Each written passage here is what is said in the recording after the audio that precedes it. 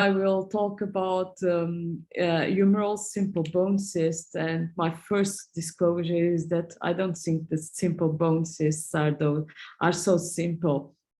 I don't even think we should say this to parents because they have important morbidity. An important thing for people to know is that usually the age of diagnosis is between 8 to 14 years of age, and it's more common in boys than girls. And they are often asymptomatic and are found incidentally on radiographs, but in the humerus, the majority of it appears as a pathological fracture for the low energy trauma. 50% of the simple bone cysts occur in proximal humerus. They are usually metaphyseal and rarely cross into the epiphysis. So they are symmetric, expansile, and radiolucent, and in this way, they are different from aneurysmal bone cysts, and they usually have a thin cortical rim.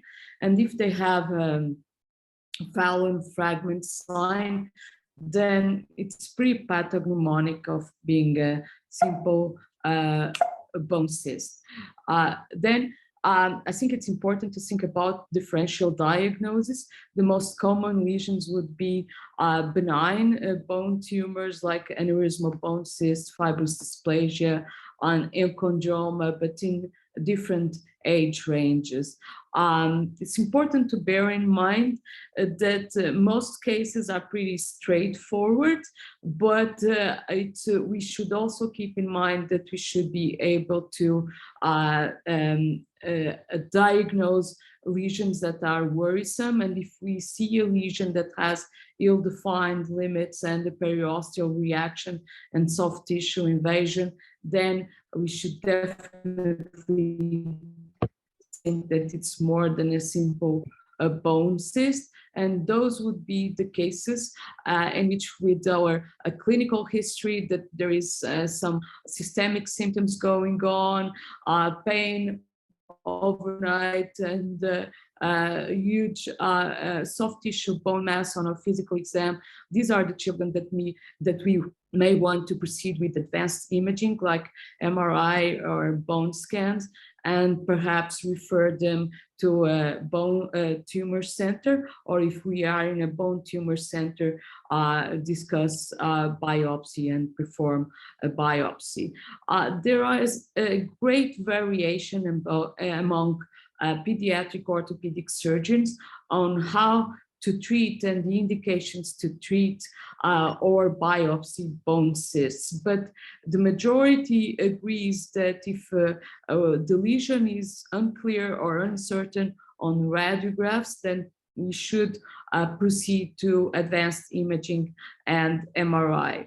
And the natural history of a simple bone cyst is that about up to 15% will resolve spontaneously.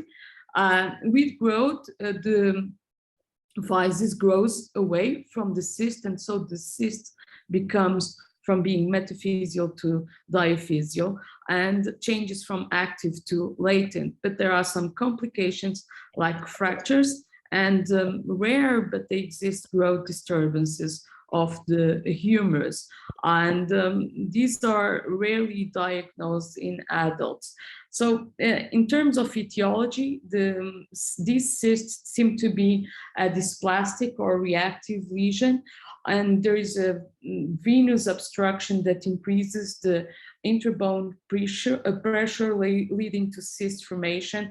And also it has been shown that there is an accumulation of prostaglandin E2 and the interleucin 1 beta and gelatinase, which in the cyst fluid, which promote bone resorption. And this may be one of the reasons why steroid injection works. So treatment aims are to prevent or treat, promote healing, prevent recurrence, prevent refracture, and I would say also in our population, prevent activity restriction would be a goal. We don't want children to be much time away from the cysts. So then also although there are current trends and variations in the treatment of these cysts, and you can see that different surgeons have different indications. So we are not all in agreement. I think it's useful to have an idea of what is the cyst index, and bear in mind that in the humerus, a cyst index greater than 4 predicts a higher risk for a fracture. So this is useful to assess the mechanical resistance of the cyst. In terms of treatment, the main indication for treatment is really fracture risk, and there are different kinds of treatments. So I would divide them mainly in injections, either steroids, bone marrow, calcium sulfate, mechanical disruption. It means that you disrupt the membrane of the cyst, putting in or not powder or some kind of substance, decompression or drainage with drill holes, cannulated screws, or nails, and structural support by internal fixation. Certainly in our institution, we are much aggressive with doing structural support in the lower limb than in the upper limb. In the upper limb, we tend to be less aggressive. And there's really no consensus in what to do, and in the study the authors presented different case scenarios, and we can see that there's a widespread of options. So everybody kind of gains experience with one or different techniques, and uses the technique that they think it's more useful for a given patient with a given lesion at a given age. So it's important also to know, have an idea about the NER classification, where A and B are healed, and C and D are either persistent cysts or recurrent cysts, so non-healed cysts. And I also think it's important when we evaluate these patients to think about patient-reported outcomes and not only about X-rays.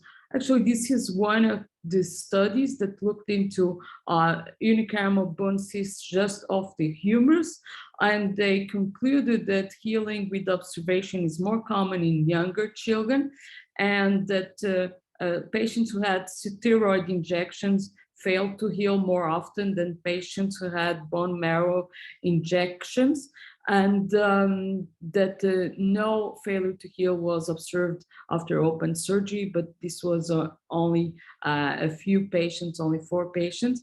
But they concluded what is important, that pain and low functional abilities were associated with UBC persistence. So there's another randomized clinical trial, which to my knowledge is the only one, with bone cysts in different locations, and they actually concluded that that steroid injections were more efficient than bone marrow injections. And they also called our attention that the cysts that initially had a bigger area then failed more often to heal. So this might be a predictor of worse prognosis. And the systematic review rated the range of success of steroid injection from 15% to 100%, bone marrow injection from 20% to 90%, and you name it. Basically, the success rate is pretty similar for different options. So this is a case of our department, the 11-year-old boy, and you can see that he had a small cyst. So we decided just to observe. This was an incidental finding, and that 3 years follow-up is asymptomatic, so we didn't do anything. His corticals are okay, so this was a good option. This is a striking case. A 16-year-old boy he showed up with the pain, had a small crack, had never had symptoms before, and we booked him for an appointment. This was during COVID time. And after 1 year, when we finally saw him, then he was almost healed at 16 years of age with a huge lesion, and we didn't do anything. So there are some striking cases. So this was a little boy with a 5-year-old boy with a proximal lesion very close to the growth plate, and we weren't sure if this would be a cyst or not. We asked for an MRI, and it was more typical of a simple bone cyst, but then the lesion increased, and we decided to do our usual technique, which is usually this Scaglietti technique. We do a punction, and we obtained the clear citric fluid, and then we did a steroid injection, and this is his follow-up after 6 months.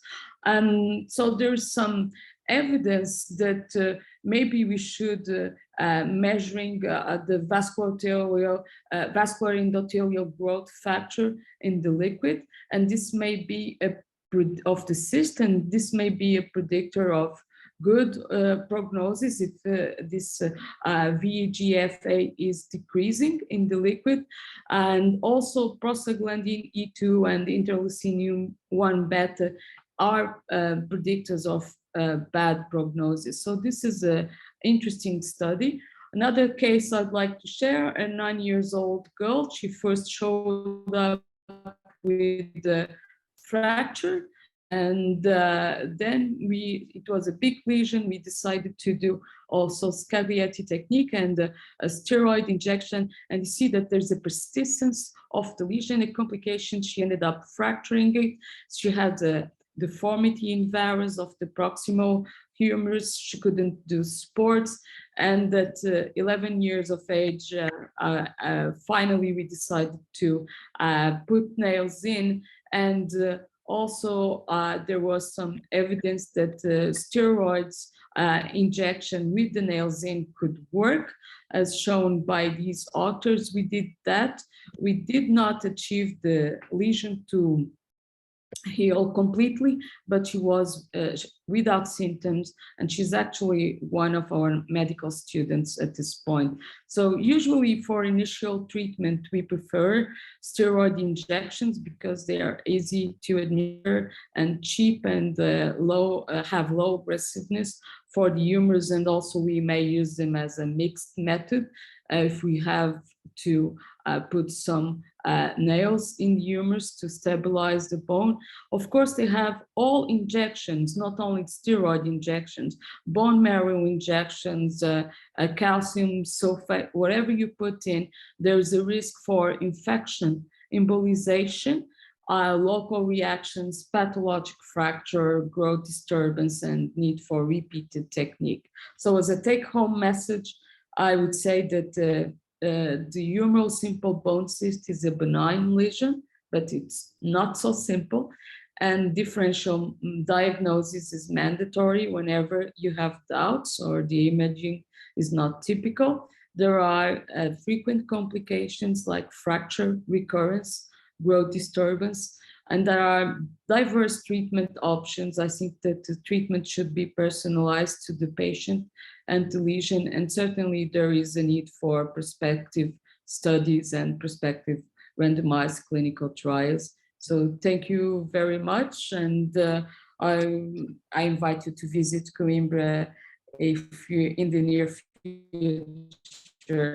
If you wish, you'll be pretty much welcomed in our team and in our city. Thanks, and I'm open for questions. Thank you, Cristina. It was an excellent talk. I don't know, after hearing what you said, it is relatively obvious that we don't really agree on diagnosis. We don't really agree on treatment, and we don't actually even know the natural history so well. There were some questions. Yes. There was one asking you when should we take a biopsy? What is So, your personal opinion? so I think whenever there's a doubt about the diagnosis, we should take a biopsy. Before taking a biopsy, if it means we had a doubt, then we should do a careful history and we should have an MRI.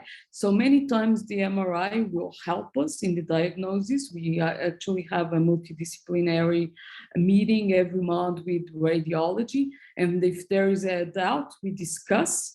And sometimes if it is if we are pretty convinced that it is a simple bone cyst and the MRI suggests it is a simple bone cyst, then we will do a punction with a small biopsy needle, and then we'll wait for clear fluid to come out. If clear fluid comes out, then we know it's a simple bone cyst. If not, we should proceed and do a formal biopsy. But if we are biopsying, then it should be done because we are suspecting of another kind of lesions. Then my advice would be to talk to, these are lesions that are often seen by the general pediatric orthopedic surgeon. And so if someone is suspecting of something different from a simple bone cyst, then perhaps it should be discussed with the tumor surgeon if they don't have one in their unit. So my advice would be, whenever it's not clear diagnosis of simple bone cyst, then get an MRI, talk to radiologist. If it looks straightforward, then assume, but if it doesn't look straightforward, talk to tumor surgeons if you're going to do a biopsy, because we don't want to be on the side of having a whoops, we thought it is a cyst and then something bad comes up or something different. So yeah, that would be my advice. Yeah, thank you. And then Zesko asked a good question. Do you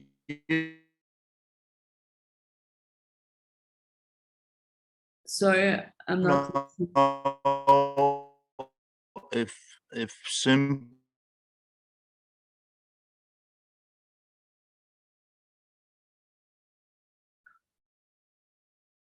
So, Shesko, can you write it down? I'm not listening. Maybe the connection.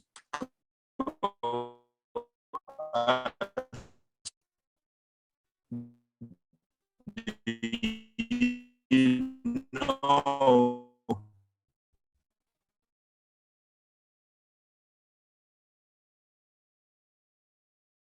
So, Liliana, you has a bad signal. I don't know So- if you listen to us. yes. So what is the question? Well, there are a few questions. The first one, let's say, do you any role for toxiclerol? Yeah, so we haven't done it, and it's actually, I've looked at the literature and it's not officially published.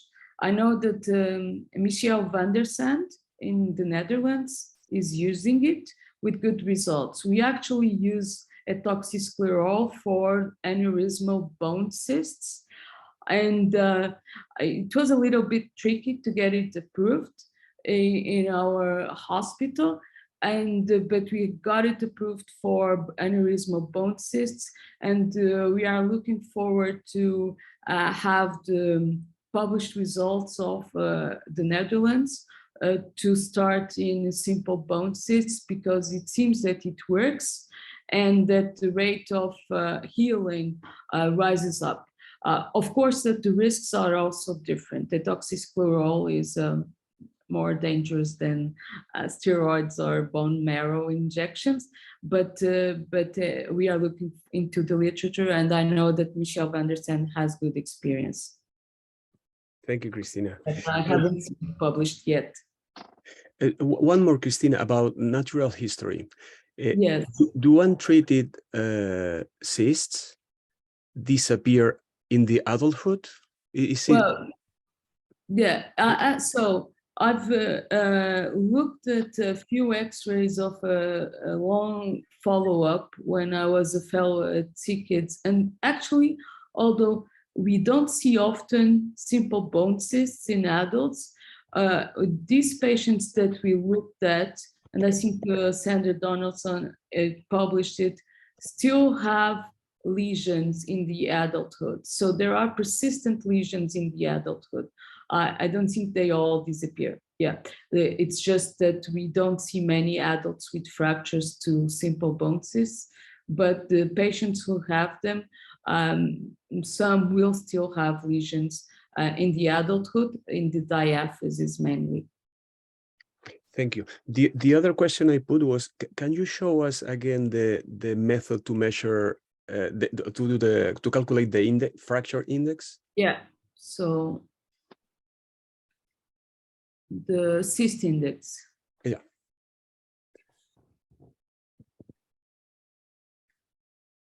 Is the Swiss one, the one from Switzerland, Yes, or is another one?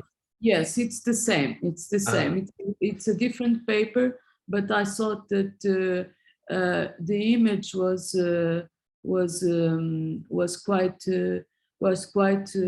quite good. So basically, you have to calculate the area of the cyst, and then like a trapezoid in this case, and then divide by the diaphysis squared. So it's the same. Okay, this is the Kelly Yes. index. Okay, because Yes. yeah, I thought it was a different one. Same. Okay. No, it's the same. The picture is from Kadim's paper because it looked quite nice, but it's the same. Perfecto. So let me check if there are some other questions. One question is, a core biopsy is more useful than an open biopsy? Yes, so we mostly do a core biopsy for every kind of lesion that we want to biopsy. Yes, because unless the only exception would be, but it's not humorous, would be the proximal fibula because of the peroneal nerve. Usually if we biopsy the proximal fibula for any lesion, we will do an open biopsy or with a small incision to be sure that we are not injuring the peroneal nerve, or any biopsy or of any region that is not accessible without from an access that we are away from the neurovascular bundles. But I think that in our experience, the only that we have to do is the proximal fibula, and sometimes some pelvic biopsies or some vertebral, we will do it, we will ask our radiology department to do it with CT scan. Yes, but otherwise we'll do a core needle biopsy, not an open biopsy. Thank you, Cristina. I think we can move to the last talk.